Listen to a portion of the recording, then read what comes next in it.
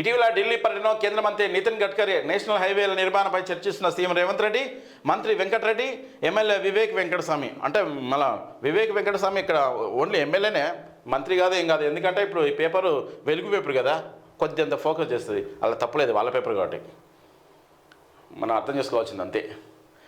గల్లీ గల్లీ ఢిల్లీ ఢిల్లీ, గల్లీ గల్లీ ఢిల్లీ ఢిల్లీ.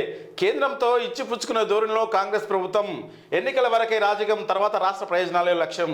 గత బీఆర్ఎస్ సర్కారుకు భిన్నంగా ముందుకు రాష్ట్ర పనుల కోసం కేంద్రాన్ని కలుస్తున్న సీఎం, మంత్రులు. ప్రధానమంత్రి కేంద్ర మంత్రులకు వినతులు. మొన్న రోడ్లు, నిన్న రక్షణ భూముల కోసం రిక్వెస్టులు. కంటోన్మెంట్ ఇష్యూకు పరిష్కారం. తాజాగా స్మార్ట్ సిటీల గడువు పొడిగింపు. అంతే వాస్తవమే. ఎందుకంటే కేంద్రంతో ఇచ్చిపుచ్చుకున్న ధోరణి కాంగ్రెస్ ఇప్పటివరకు ఉంది. ఎందుకంటే ప్రతిసారి నీది బీజేపీ, మాది కాంగ్రెస్, అలాంటి రేవంత్ రెడ్డి అన్న ఇలాంటి ఏం చూడలేదు. కానీ ఖచ్చితంగా కలుస్తుండ్రు. అది మంచి శుభసూచకం. ఎందుకు మంచిది నిర్ణయం అది. ఇట్లా కలవాలి. ఏదైనా అడిగందా అమ్మాయినా అన్నం పెట్టదు అన్నట్టు ఆ సెంట్రల్ గవర్నమెంట్ దగ్గర ఫండ్స్ ఎక్కువ ఉంటాయి, అది మనం రాబట్టుకోవాలి. అదే ప్లాన్. అది మంచి నిర్ణయం, మంచిగా చేస్తున్నావు ఈ విషయంలో. ఎన్నికల వరకే రాజకీయం, వాస్తవం అది. తర్వాత రాష్ట్ర ప్రయోజనాల ముఖ్యం. గత బీఆర్ఎస్ సర్కార్ భిన్నంగా ముందుకు. ఇది మళ్ళీ గతాన్ని తవ్వుకుండా ఉంటుంది. అంతే వాస్తవంగా గతంగా అట్నే చేసినావు. కలవలే కదా ప్రధానమంత్రి. ఎన్నిసార్లు వచ్చింది మన తెలంగాణ రాష్ట్రానికి? సీఎం మన కేసీఆర్ గారు కలవ కూడా ఓ రకంగా చెప్పిన అవమానపరిచినట్టే. మన పెద్ద దిక్కు అతనే కదా. రాష్ట్ర పనుల కోసం కేంద్రాన్ని కలుస్తున్న సీఎం, మంత్రులు. ప్రధానమంత్రి కేంద్ర మంత్రులకు వినతులు. నితిన్ గడ్కరీ, చాలామంది మన కిషన్ రెడ్డి సార్ను, ఇట్లా చాలామందిని కలుస్తున్నారు. కలవాలి. ఇంకొకటి మంచి విషయం ఏంటంటే కంటోన్మెంట్ ఇష్యూకు పరిష్కారం. తాజాగా స్మార్ట్ సిటీలో గడువు పెంపు. ఈ కంటోన్మెంట్ ఇష్యూ ఏంటంటే ఈ సెంట్రల్ గవర్నమెంట్ స్థాయిలో ఉంటుంది అది. ఎందుకంటే ఆ జాగాలు అక్కడ ఉంటాయి. మనకు కనెక్టివిటీ జనాలకు పక్క ఉన్నాయి. అవి రోడ్డు కనెక్టివిటీ కరెక్ట్ ఉండదు. ఎందుకంటే తిరిగిపోవాల్సి వస్తుంది. కానీ షార్ట్ కట్ అవుతుంది. పరిపాలన కూడా కరెక్ట్ ఉంటుంది. ఎందుకంటే సెంట్రల్ గవర్నమెంట్ కిందకి వస్తుందా, స్టేట్ గవర్నమెంట్ కిందకి వస్తుందా అని మధ్యలో ఆగమనం అవుతుంది.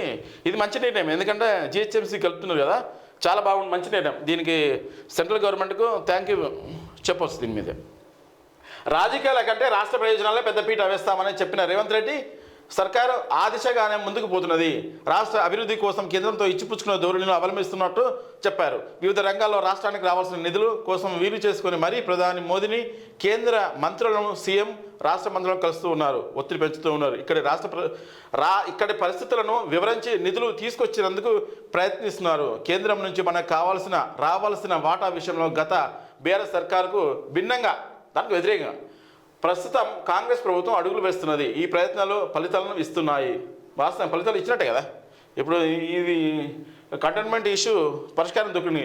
రెండోది తాజాగా స్మార్ట్ సిటీల గడువు. అంటే సెంట్రల్ గవర్నమెంట్ ఏం చేస్తుందంటే ఒక 100 పట్టణాల 200 పట్టణాల ఇట్లా ఒకటి ఎంపిక చేస్తుంది. దానికి ప్రత్యేక ఫండ్ రిలీజ్ చేస్తుంది. అట్లా వరంగల్ ఉండే స్మార్ట్ సిటీలోనూ ఇంకొకటి పట్టణం ఉంది.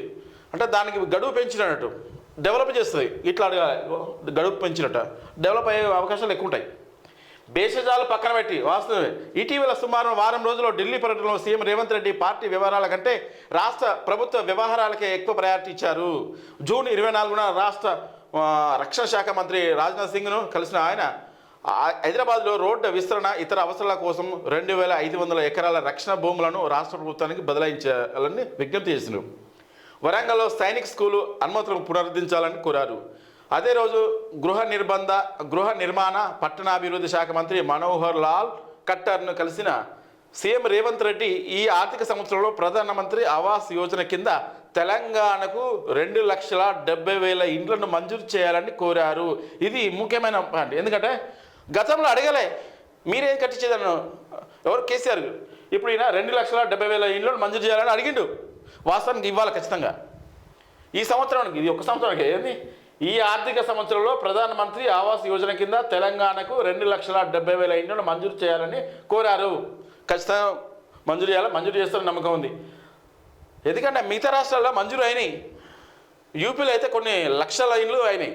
మన తెలంగాణ పోటీ పోయి బేసిజాల పోయి సపోర్ట్ చేయక కేంద్రంతో డి అన్నటువంటి ఎక్కడో పల్టీ పడిపోయాయి. ఈ విషయంలో మెచ్చుకోవాలి మన రేవంత్ రెడ్డి అన్నను. తమ ప్రభుత్వానికి బేసిజాలు లేవని, కేంద్రం పెట్టిన రూల్స్ తగ్గట్టుగానే ఇళ్ల నిర్మాణం చేపట్టి పేదలకు అందజేస్తామని కేంద్ర మంత్రిని కన్విన్స్ చేయడానికి సీఎం ప్రయత్నించారు. గతంలో కేటాయించిన నిధుల్లో నుంచి 1,605 కోట్లు రావాల్సి ఉన్నదని వాటిని కేటాయించాలని విడుదల చేయాలని కోరారు. మంచి నిర్ణయం. ఇట్లా అడగాలి. ఫలిస్తున్న ప్రయత్నాలు అంటే మీరు అడిగిరి కాబట్టి అక్కడ ఫలిస్తున్నాయి. ఇక అడగకపోతే అవి ఎందుకు వస్తాయి? రావు కదా. రాష్ట్ర ప్రభుత్వ చొరవతో కంటోన్మెంట్ వాసుల చిరకాల కోరికను కేంద్ర ప్రభుత్వం నెరవేర్చింది. జీహెచ్ఎంసీలో కంటోన్మెంట్ ఏరియా విలీనానికి ఆమోదం తెలుపుతూ 2 రోజుల కిందనే ఉత్తర్వులు జారీ చేసింది. ఈ ఏడాది మార్చి 5న రాష్ట్ర పర్యటనకు వచ్చిన ప్రధాని నరేంద్ర మోదీకి కంటోన్మెంట్ విలీన ప్రక్రియపై సీఎం రేవంత్ రెడ్డి వినతి పత్రం ఇచ్చారు. ఆ తర్వాత రక్షణ శాఖ మంత్రి రాజ్నాథ్ సింగ్ను కలిసి విజ్ఞప్తి చేశారు. ఈ ఎఫర్ట్స్ అంటే ఈ కష్టంతో ఎంతో కాలం పెండింగ్లో ఉన్న విలీన ప్రక్రియకు శుభం కార్డు పలికింది. సీఎం రేవంత్ రెడ్డి విజ్ఞప్తితో స్మార్ట్ సిటీల పనుల గడువును కూడా కేంద్ర ప్రభుత్వం పొడిగించింది. హైవేల విస్తరణ, కొత్త హైవేల గుర్తింపుపై కూడా కేంద్ర మంత్రి నితిన్ గడ్కరీ సానుకూలంగా స్పందించారు. డిప్యూటీ సీఎం బట్టి విక్రమార్క విజ్ఞప్తితో బొగ్గు గనులను నేరుగా సింగరేణికి కేటాయించే విషయంలో తన వంతు ప్రయత్నం చేస్తానని కేంద్ర బొగ్గు గనుల శాఖ మంత్రి కిషన్ రెడ్డి హామీ ఇచ్చారు. హామీ మాత్రమే ఇచ్చాడు, అంటే నా స్థాయిలో నేను సపోర్ట్ చేస్తానని చెప్పిండు. ఓకే, మన సింగరేణికే కేటాయించాలని మనం కోరుకుంటున్నాం. సింగరేణికే ఎందుకే మనకు వస్తేనే మనం బెనిఫిట్ అవుతాం కదా. ఇవాళ నుంచి అమల్లోకి 3 కొత్త చట్టాలు. ఎస్ఎంఎస్ల ద్వారా సమాన్లు జారీ, ఇంటి వద్ద నుంచి ఆన్లైన్లో కంప్లైంట్, ఎక్కడున్నా 0 ఎఫ్ఐఆర్ రిజిస్టర్ చేసే అవకాశం, క్రూర నేరాలకు వీడియోగ్రాఫీ తప్పనిసరి. దీని గురించి మనం మన తెలంగాణ పేపర్ చూద్దాం, అలా క్లియర్ ఉంటుంది.